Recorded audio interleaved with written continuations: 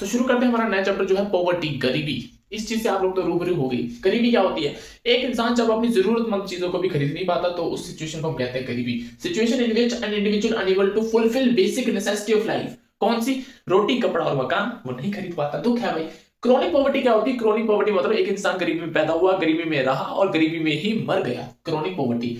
Poor कौन होता है भाई? देखो इन्होंने डिफाइन किया क्या कि जो रूरल एरियाज होते हैं ना, जैसे गांव के इलाके, वहां पर जो लैंडलेस लेबर होते हैं, लैंडलेस जिनके पास जमीनें नहीं होती, ठीक है, वो कोई और काम करते हैं एग्रीकल्चर को छोड़कर, तो वो ग्रामीण एरिया गरीब लोग होते हैं। लेकिन अर्बन एरियाज में गरीब कौन होते हैं? अब वही लोग जो रूरल एरिया से शिफ्ट होकर अर्बन एरिया में आए और जैसे रैग पिकिंग का काम करे, कॉबलर का काम करे, उन्हीं को गरीब माना गया। ठीक है। इसके अलावा परसिस्टेंट इंडेपेंडेंस क्या होती है? देखो अब देखो, अगर इंसान के पास पैसा ही नहीं है लेकिन उसको खाना तो खाना है, वो किसी से उधार मांगकर खाएगा, लोन लेकर खाएगा, उस लोन के ऊपर उसे ब्याज भी देना पड़ेगा। ठीक है ना। अब पैसा तो है नहीं, उधार तो लेना ही पड़ेगा।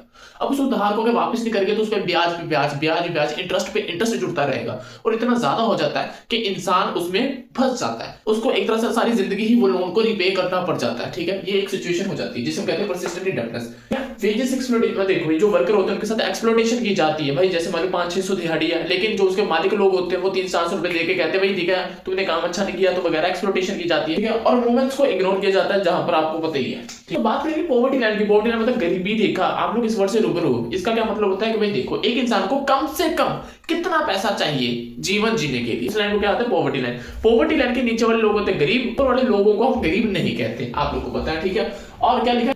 Amount of money need for a person to meet his basic need. ठीक है। तो पहली बार पॉवर्टी लाइन का कांसेप्ट कौन लेकर आया था? दादा भाई नौरोजी। कब लेकर आया था? 1979। इसकी क्या लिमिटेशन थी? देखो सीधा हिसाब है, no differentiation among the poor. इतनी तरह की पॉवर्टी है, इतने तरह के पुअर लोग हैं, वो कुछ नहीं बता रहा। पॉवर्टी लाइन सिर्फ ये बता रही है कि कौन इंसान गरीब है और कौन इंसान गरीब नहीं है। और कौन सी चीज को इग्नोर कर रहा है? भाई देखो सोशल फैक्टर को इग्नोर कर रहा है। हमारे देश में हेल्थ फैसिलिटी कैसी है, इलिटरेसी रेट कैसा है, उस चीज को इग्नोर कर रहा है, तो वो इसकी लिमिटेशन है। ठीक है। ये की बात खत्म। उसके बाद बात करेंगे कैटेगरी ऑफ पॉवर्टी।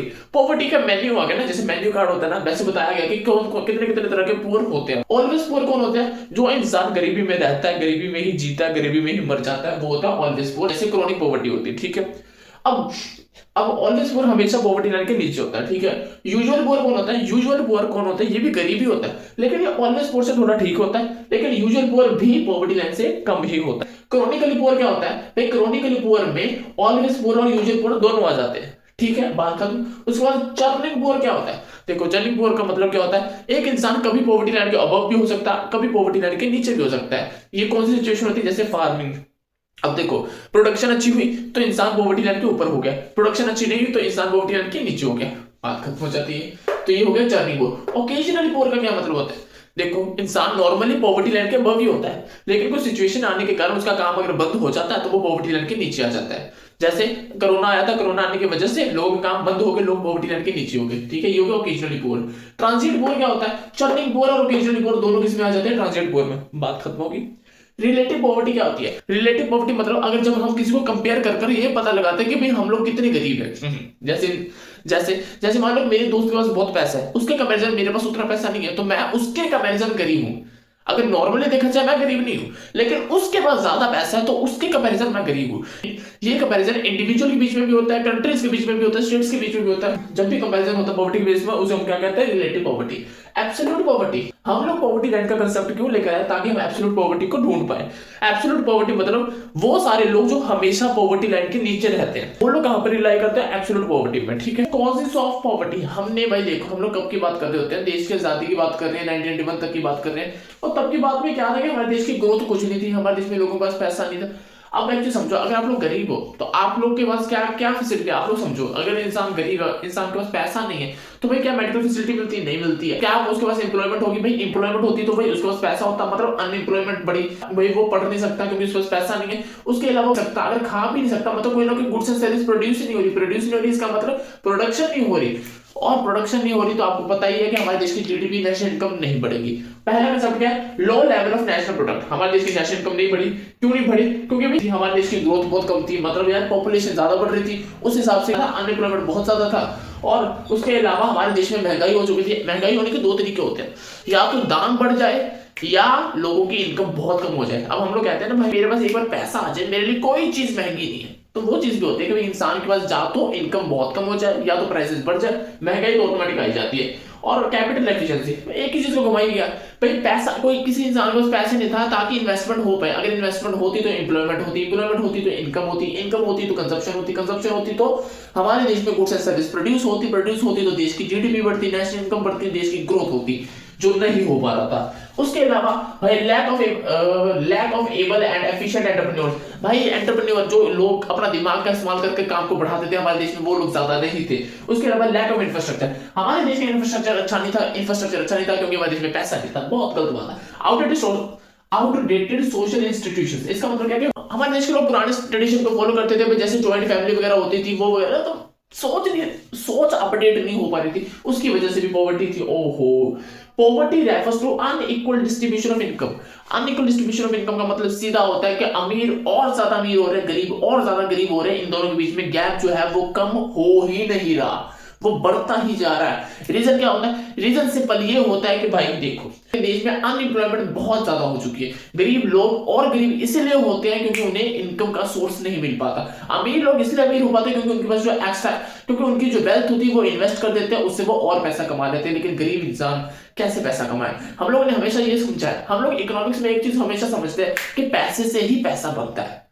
एक बार देखो, पैसा आने के लिए देखो, अगर आपके पास कोई पैसा नहीं है तब भी आपके पास पैसा आ सकता है अगर आप उधार के पैसे से काम शुरू कर दो, मतलब पैसों से ही पैसा बनेगा, बिना पैसे के कुछ नहीं हो सकता। ठीक है, आगे समझते हैं। बात करेंगे पप्स की। पप्स क्या होता है भाई? पप्स मतलब पॉवर्टी एलिवेशन प्रोग्राम। गवर्नमेंट ने ये देखा भी हमारे देश में गरीबी बहुत ज्यादा है, उसको कम करने के लिए कुछ पॉलिसी प्रोग्राम लेकर आए। पहले बात करेंगे प्रधानमंत्री रोजगार योजना। क्या? रोजगार योजना। ठीक है, इसमें ये कब आई? ये आई 1993 में, इनिशिएट बाय केवीआईसी के द्वारा चलाई गई, मतलब khadi and village industry commission. ठीक है, उसके द्वारा चलाई गई। क्यों भाई? क्या इसका मेन ऑब्जेक्टिव क्या था? To provide employment to educated unemployed, भाई पढ़े लिखे जो बेरोजगार लोग हैं उन लोगों को एम्प्लॉयमेंट मिल सके। उसके लिए गवर्नमेंट कहती है कि हम तुम लोग को 1 लाख का लोन देंगे, 1 लाख का लोन देंगे, तुम अपना काम करो, नहीं तो 2 लाख का लोन दे देंगे भाई, तुम कोई और काम करना चाहते हो भी कर सकते हो। गवर्नमेंट ये सोचा। उसके बाद आगे स्वर्ण जयंती शहरी रोजगार योजना। सब में एक ही चीज की बात कर रहे हैं, सेल्फ एम्प्लॉयमेंट की, खुद का काम शुरू करने की, बस अलग अलग जगह पर। दूसरा क्या है? स्वर्ण जयंती शहरी रोजगार योजना। शहरी मतलब अर्बन एरिया की बात कर रहे हैं। ठीक है, कब आई? 1 दिसंबर 1997 में आई। और to provide self employment and wage employment to किसको दी गई? अर्बन अनएम्प्लॉयड, भाई शहर में जो बेरोजगार लोग थे ना उनको दी गई। ठीक है, उनके लिए ये चीज आई। उसके बाद तीसरा क्या था? Rural employment generation programme. Rural गांव की बात कर रहे हैं। ठीक है, 1 अप्रैल 1995 में ये भी इनिशिएट किसके द्वारा? KVIC khadi and village industry commission के द्वारा। उसके द्वारा सेल्फ एम्प्लॉयमेंट को बढ़ावा देने के लिए in small town and villages. अब कहां पर बात कर रहे हैं? स्मॉल टाउन एंड विलेजेस की बात कर रहे हैं। काम एक ही अलग अलग जगह पर है। प्रोवाइड लोन, अब यहां पर भी लोन दिया, कितने का? 25 लाख रुपए का लोन टू रूरल आर्टिजंस। आर्टिजंस मतलब जो लोग हाथ से काम करते हैं, एंड एंटरप्रेन्योर्स। ठीक है, to set up their own काम। ठीक है, to set up their own enterprise, खुद का काम शुरू करने के लिए।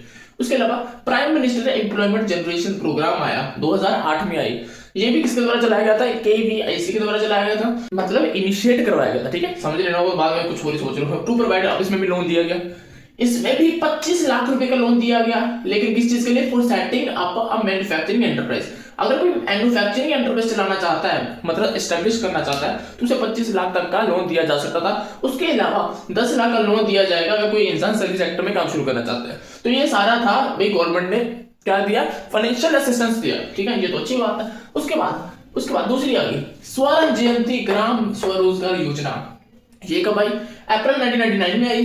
तो इसमें क्या मतलब था? इसमें गवर्नमेंट ये चाह रही थी कि भाई छोटे छोटे इंडस्ट्रीज ज्यादा से ज्यादा हमारे देश में खुल जाएं, जिससे क्या होगा? जिससे ये होगा कि हमारे देश के हर एक इंसान के पास कारोबार, काम होगा। ठीक है, काम होगा। अब देखो, गवर्नमेंट ने कहा कि तुम सेल्फ हेल्प ग्रुप बनाओ। सेल्फ हेल्प ग्रुप मतलब भाई मान लो कि 10-12 लोग मिलकर एक ग्रुप बनाते हैं, जिसमें वो पैसे जमा कर, जहां पर वो पैसे इकट्ठे करते हो, किसी अपने ही बंदे को क्या कर देते हैं? लोन देते हैं बहुत कम रेट के ऊपर, और क्या करते हैं? कारोबार करते हैं वगैरह वगैरह। तो वो था सेल्फ हेल्प ग्रुप। गवर्नमेंट ने कहा कि तुम लोग कारोबार करो सेल्फ हेल्प ग्रुप बनाकर, और हम तुम लोग क्या करेंगे? हम तुम लोग को प्रोवाइड करेंगे, फाइनेंशियल सपोर्ट देंगे। तुम सेल्फ हेल्प ग्रुप बनाओ, हम तुम्हें फाइनेंशियल पैसों वाली सपोर्ट देंगे, और हमारे देश में रोजगार बहुत अच्छे से बढ़ेगा। ये कर दिया।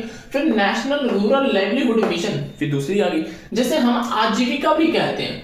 एक्सपेक्टेड टू प्रोवाइड, इसका क्या माना गया था कि भाई इसने ना कि 90 लाख लोगों को इसने एम्प्लॉयमेंट दी। क्या बात है! रीनेम्ड एज दीनदयाल अंत्योदय योजना। क्या बात है! इसको दोबारा से नाम चेंज कर दिया गया, चलो जो भी है। नेशनल अर्बन लाइवलीहुड मिशन, हाँ 2013 में। इसका क्या मानना था भाई, इसमें क्या कहता है, interest subsidy over and above 7% interest rate on loan. इसमें क्या कहता है, मान लो मैंने लोन लिया काम शुरू करने के लिए, अब लोन था 15%।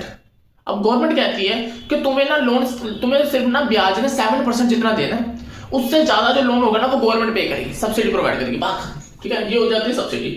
अब उसके बाद Mahatma Gandhi national rural employment, ये सबसे ज्यादा प्रचलित है, जिसे हम कहते हैं ना फेमस मन या क्या एमजी नरेगा, ठीक है, ये फेमस होता है, इसमें कुछ नहीं था।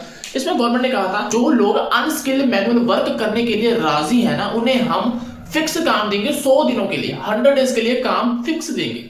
भाई उस टाइम पर इतनी पॉवर्टी थी, लोग खुश हो गए कि भाई 100 दिनों के लिए, एक तरह से 3 महीने से थोड़ा ज्यादा टाइम के लिए लोगों को काम मिल गया इकट्ठा। ओहो कितनी अच्छी चीज है, ये बहुत ज्यादा मतलब इंपॉर्टेंट कह लो। Public distribution system, public distribution system आप लोग सुन चुके हो, ठीक है भाई। गवर्नमेंट क्या करती है, अनाज खाने पीने की चीजें जो है ना वो एक फेयर प्राइस पे लोअर इनकम वाले लोगों तक प्रोवाइड करवाती है। क्योंकि देखो अमीर इंसान तो खा पी सकता है, लेकिन थोड़ी इनकम जो इनकी नॉर्मल होती है वो कहां से सामान खरीदेगा, तो इन्होंने एक फिक्स किया होता है फेयर प्राइस पे, ये लोगों को क्या करती है, सामान बांटती है, ठीक है।